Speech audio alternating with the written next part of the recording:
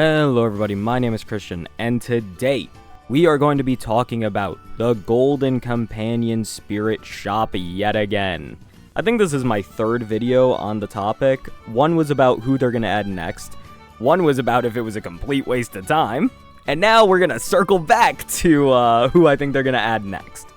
As many of you know, I make a lot of these prediction videos because I just personally find them really fun, and honestly, my track record could be so much worse, all things considered. So, in my history, I got it written down here. I did get Argenti being moved to the Lost Pool. I got Topaz going into the shop. And I got Yunalee going into the Lost Pool. I did also say I think there was a chance that Hoho gets moved to the Golden Companion Spirit Shop. However, I also did not expect her to be buffed at all, so I don't really know how to score that one. Also, I said it would be highly unlikely for a while. And to be fair, it's been like 7 months since that video, so it's been a while. But I'm not sure how to grade that one, we're just not going to count that one. Either way, my prediction record isn't too bad. And chat, that's the fun thing about predictions, is that if you just keep throwing out enough of them, you are going to be right eventually. And that is the plan today. I'm gonna throw out predictions so that later on, I can look like a fucking genius, even though I literally have already made this type of video before. That's what we call genius in this business. Oh, I'm having too much fun with this intro. Anyway, that's what we're gonna do today. We are gonna talk about a bunch of characters who I think have the potential to go into the Golden Companion Spirit Shop, and also a few who I think cannot go into the Golden Companion Spirit Shop at this point. With that said, make sure to like, comment, subscribe, become a YouTube member down below, and let's get into it. This video is sponsored by U7Buy. With so many great characters releasing in Star Rail, it's hard to get everyone you want. This is where U7Buy comes in. This is a gaming hub, offering fast, cheap, and reliable top-ups for all your favorite games. The process to get top-ups here is simple. Head over to the store page and select the bundle you want.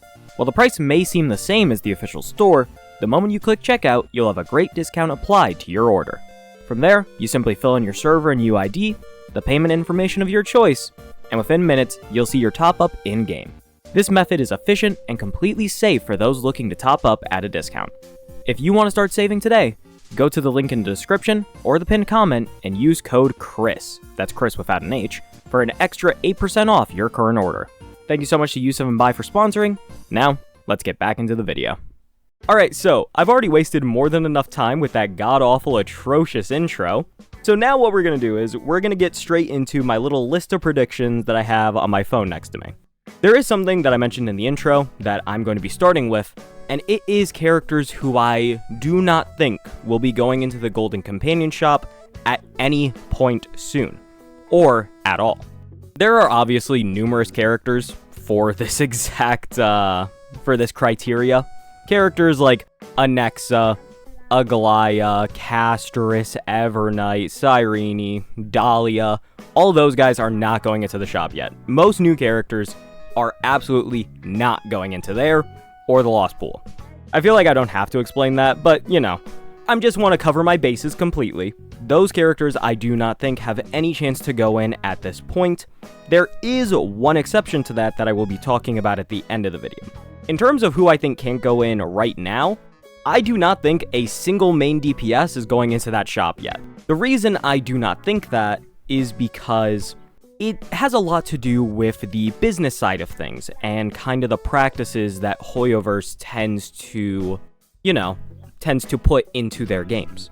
With a main DPS going into the shop, it doesn't matter if that main DPS is completely dog shit. That main DPS going into the shop can now clear content that you may not have been able to clear otherwise. You can now enable them with either other things in the shop or by doing just one pull for a support somewhere in the current banners. And there you go, you have a more viable team. Let's think of just a random DPS who's not super recent. Let's look at like Acheron. With Acheron, if she goes into the shop, here's what can kind of happen. Pela is already free. You can get Silverwolf from the 50/50 Lost Pool now.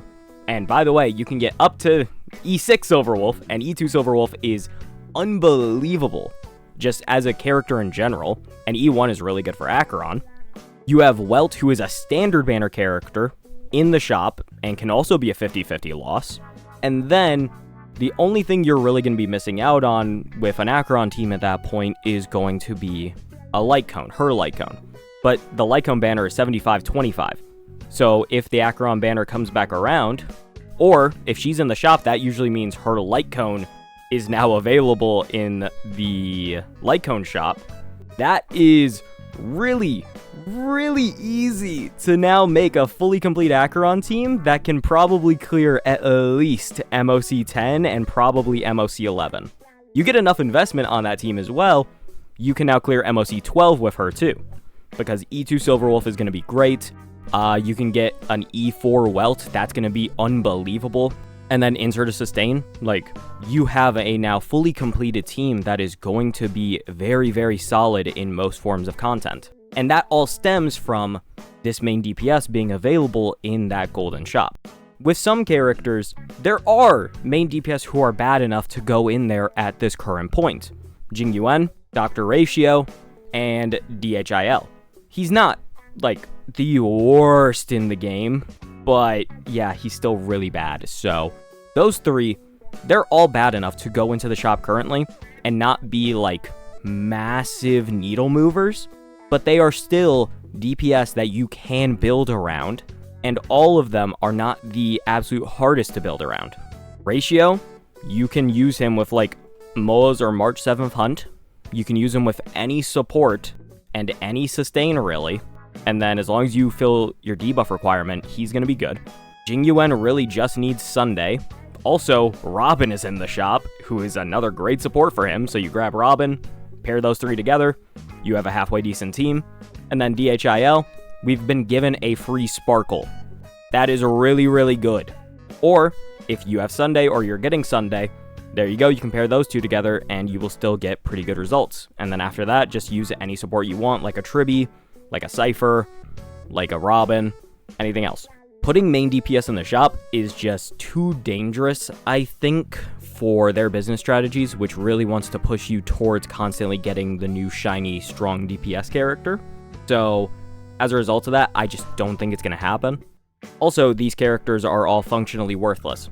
Most of the other characters in that shop at least have some potential to be pulled, and, you know, they make sense. Robin, Ho-Ho, Ron May, those are all pretty decent characters who are probably worth the spirit depending on what's on your account. These three would not be. It would just be a complete waste. So I cannot see it happening reasonably unless they get the Ho-Ho treatment, which is getting buffed and then getting thrown in the shop. While her buffs were not incredible by any means, they did make her better. And for DPSs like these guys, they would need more substantial buffs at all to even be competitive. So with that in mind, if they did that sort of treatment and got even 80% of like the Welt Nova flare, that would be passable, and that means that they would be viable DPS options going into the future, which makes having them in that shop available to grab for anybody a lot more dangerous. I will say, this is like the most anti-consumer rationale that I have ever like suggested, but I do think it makes a lot of sense, as unfortunate as it is. I really do hate it, but I think that's just the most likely outcome here. So, main DPS, probably not going in anytime soon. Alright, now that we got the probably never gonna happens out of the way, let's talk about the characters who I think actually have real potential to go in. The very first character I want to talk about for today is going to be Zhao Cho. Zhao Cho was on many of my previous lists because he is just bad. He's not even like bad, but he has no functional place in today's game unless he is E2. And even then, his E2, while very strong, is not really redeemable enough compared to something like a Tribby E1 from what I've seen. What Zhao Cho brings to the table is going to be vulnerability, increased ultimate vulnerability, and then stacks for Acheron. He provides general debuff stacks, which is nice, but there aren't many characters who can properly make use of that. So does it really provide any value at that point? His specific kit was so tailor-designed for Acheron. And it was great for her for a while, but we have Cypher now. We have, like, Silverwolf buffs. We have so many different options all available in the game to make Acheron deadlier. So now, the main thing that he is going to get his usage from is specifically in Pure Fiction, because every time an enemy steps into his zone, that is a completely new stack for Acheron. That is extremely helpful for generating more ults. Anywhere else, though, that's really not gonna be too helpful. It just doesn't do enough, especially when his damage dealing capabilities are also pretty minimal compared to the other top options, or his actual defense shred vulnerability, like his actual ability to increase damage, is also more minimal than what everybody else offers right now. Xiao Cho is just in such a bad spot because as a Nihility character, he is getting outdone by most other Nihility characters, but also he's getting outdone by fucking Harmony characters. Why is Tribby so much better than him at his job? It's actually insane. I really do think he just has no real value in the state of the game right now if you are playing with optimal options or you have invested options. That's why I think the shop is a fine potential landing spot for him. If you don't have something like a Tribby, you don't have a Silverwolf, a Cypher, you don't have any other of those viable options, and you're early on, Xiao Cho still offers quite a bit. 35% vulnerability is very good. And then if you can get his signature Light Cone, that offers a lot of extra damage on top of that. Right now, what he offers in the grand scheme of things is pretty okay, but if you don't really have any of those other available options, then this is going to be great. So I can see this being a pretty nice thing for newer players who are still getting their account up and running. They haven't been able to get a chance to pull some of these specific characters that they may want or may need, and then Xiao Cho can be there in the shop to fulfill that exact requirement for these players and their teams. While I do think he is very deserving of a buff purely because he is getting so outdone in every single aspect at this point, I also just do not think it's really gonna happen. And if it does, it's going to be one of those, like, it's gonna be a very, very random timed Nova Flare. Like, it's gonna come out of completely nowhere, I feel like. And even then, I do actually think he can get Nova Flared and still get put in the shop like Huohuo did. I think that is fully possible at this point. Yeah, Xiao Cho is just a character in such a sad spot right now. And it is a bit depressing to see, but hopefully he gets thrown into the shop, or he gets buffed, and he can finally see some more usage and some more love from the player base again. Alright, the next character I am going to talk about today is going to be one that a lot of people in my comments seem to like quite a bit. It is Jade. Now Jade is one of the few other sub-DPS options that exist in Star Rail, like a proper sub-DPS. She supports the main DPS, giving them a bunch of speed. She can steal a little percentage of their HP, which for characters like Blade, Jing Liu, that can be really helpful. She offers follow-up attacks. She doesn't need to be built with speed, and she doesn't need any sort of thing relating to skill points. She doesn't need to be constantly buffed. She will just do her damage. She will do her ultimates, and it is all in relation to what your main DPS is putting out. That is a true proper sub-DPS. And the harsh reality of that is that sub-DPS in Star Rail really do not offer as much as you would want them to in a lot of cases. Again, we look at Topaz. She is kind of just in the absolute dumps right now. March 7th Hunt has found new life as a break main DPS, not even a sub-DPS, so that's wild.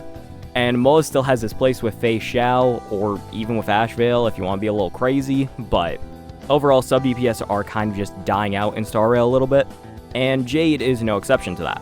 The main place that she is going to exceed is with the Herda, and the problem with that is that the Herda does not really benefit from Jade specifically as much as the other options. So, Serval, Argenti, Nexa. Jade is still really, really good in comparison, like, to any of the other options, but she is still not the best for the Herda by any means. Outside of that, what other place does she really have in the game right now? I don't really see much, unfortunately. Like, we've kind of shifted back the game to hyper-carry focused playstyles again. The absolute best characters we're seeing right now are Archer, Ashvale. We're gonna see Evanescence dominate a lot. One of the only top teams to not be hyper-carry focused is going to be the Castris Mono-Rem team, and then Silverwolf 999. Those two are teams that have proper sub-DPSs that do actually contribute meaningful damage, instead of just being there as like a kind of pseudo-support or a battery. They are there to actually help you kill things. Those options don't really exist anywhere else, and that kind of means that Jade is left out high and dry. I think if they were to make a new DPS who could actually benefit from what she specifically brings, that could be good, but I don't really see that happening, unfortunately. I'm not sure if that is going to happen any point soon or at all. And with that in mind, that kind of means Jade is just in a bad spot. She doesn't belong anywhere, so it's at that point that you may want to throw her in a shop. This isn't even a buff angle, in my opinion, because Jade's kit is not actually that bad. It is unique, it works well for what it is, the damage numbers are going to be a bit low at this point, but overall, she does function exactly how she's supposed to, and she probably could have a role somewhere. I just don't know what it is, and it doesn't currently exist is the issue. So for that reason, it's going to make more sense to throw her into the shop where people can just pick her up if they want, and she can still serve as a sub DPS for specific follow-up teams. You can try and run her as your main DPS, or you can have her on your team just for something like Pure Fiction, where she is going to benefit you a lot with her massive AoE damage. I kind of wish I had more to say about Jade, but I just really don't.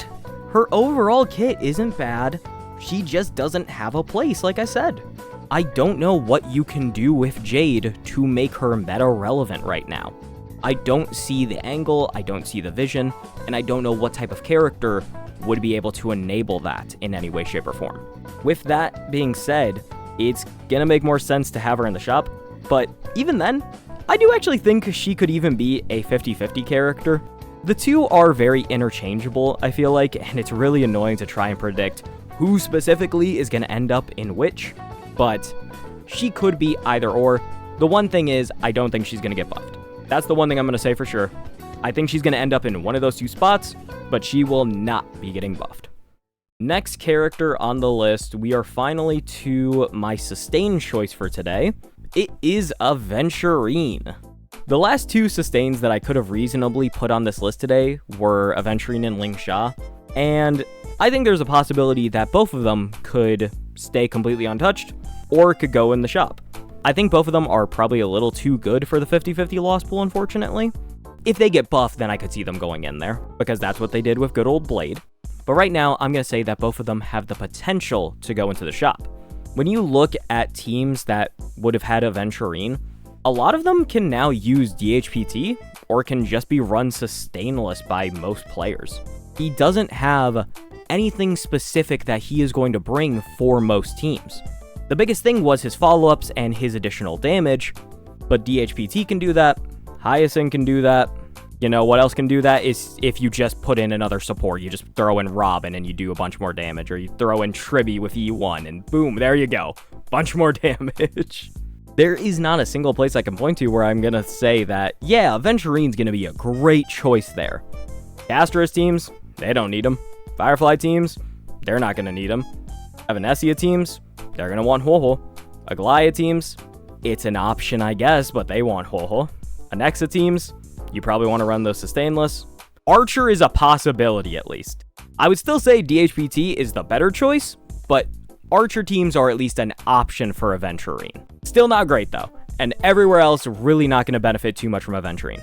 This isn't to say that he's bad by any means. His sustain is a little bit more lacking nowadays. You might actually need to press the skill button shockingly, but overall, he is still very good at his job, which is keeping your team alive, keeping your team protected, and then he can throw on a debuff to help increase your damage. That is pretty good, and it is still going to be better than something like Natasha. Tell me, if your options are Natasha or Free Aventurine, which one of those are you really gonna pick? Because I feel like it should obviously be Aventurine. I feel like that is where his purpose is gonna come from in the shop.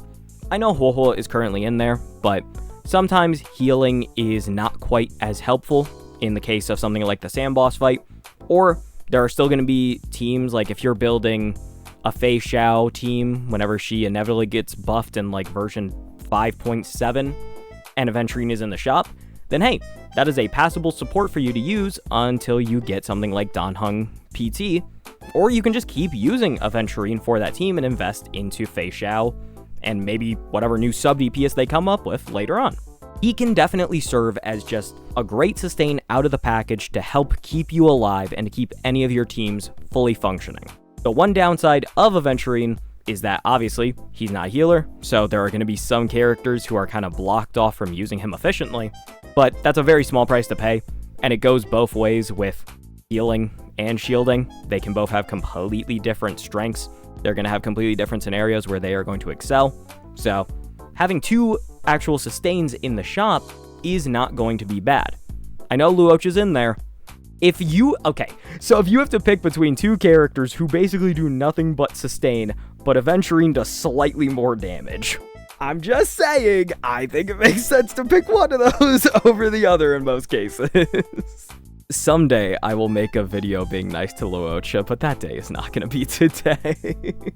So yeah, Aventurine, pretty decent character, not really great anymore, but if you just need somebody to keep you alive, he would be a great choice to pick up from the shop, which is reasonably why I can see him going in there, and then maybe another team will come out that really wants his specific talents, or he'll get Nova Flared to be really great with follow-up teams again, and then there you go, free to grab, great to put into your new whatever follow-up team they come up with, bada boom, we're done.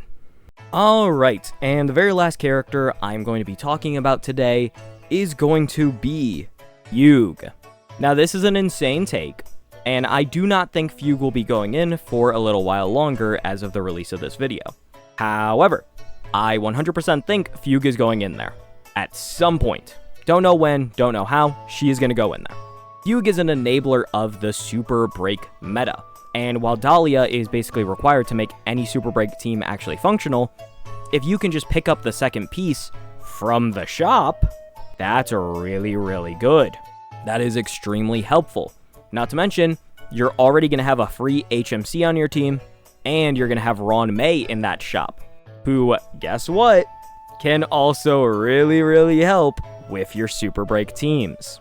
You going in there is going to be a weird experience, but I just see it happening at some point, purely because she is the less essential member compared to the Dahlia.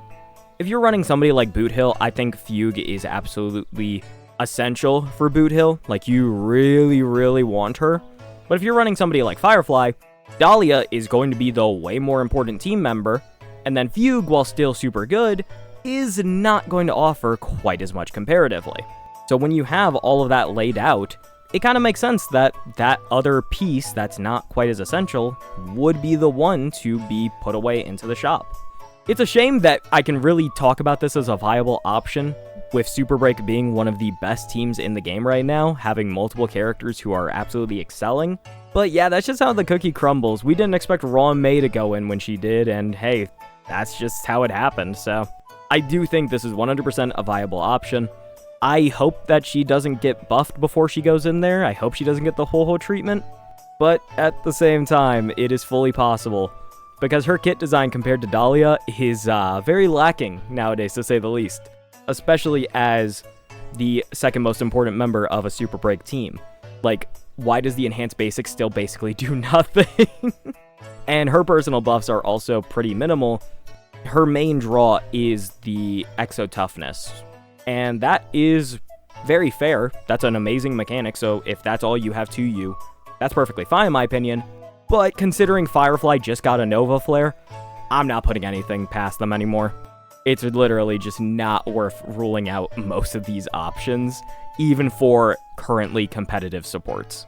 insane reality we live in, but hey, that's life. And if you have been saving up tokens, by the way, Fugue has incredible Eidolons, so, you know, maybe keep saving those up if you got a feeling at any point. Alright, we are right at the end of the video. There is the one caveat from earlier that I want to talk about briefly. The very first character from 3.x that's going to be put into this shop is 100% going to be Cypher. It is 100% going to be Cypher, because she is like what I mentioned about Zhao Cho, but she is just better than him in every single way, but she also doesn't really have a consistent landing place anymore. So, that probably means that she is liable to go into that shop as just a great overall option for any team that you may need to power boost a little bit. I don't see it happening during this current version of the game that we're in, but if I had to take a prediction, I think there is a non-zero chance that Cypher goes in as early as 5.0 to 5.2. I'm being so sincere with that, I think there is an actual chance that that can happen. If not during that period of time, I think by the end of 5.x, there is a chance that Cypher goes into the shop. If that happens, oh my god, that's gonna be wild, but it would make some sense after we sit through an entire version. So I'm not saying it's gonna happen right now before you get your pitchforks out, but I think there's a possibility. Alright, that's the last thing I wanted to go over for today.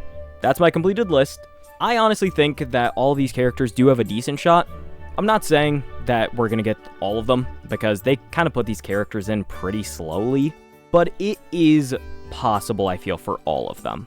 While I do think buffs would still be better, having these available to newer players is still a good choice because they can provide that value that newer players will need. However, it would also be nice if you just gave us more tokens and let players kind of run wild a little bit with creating wild teams.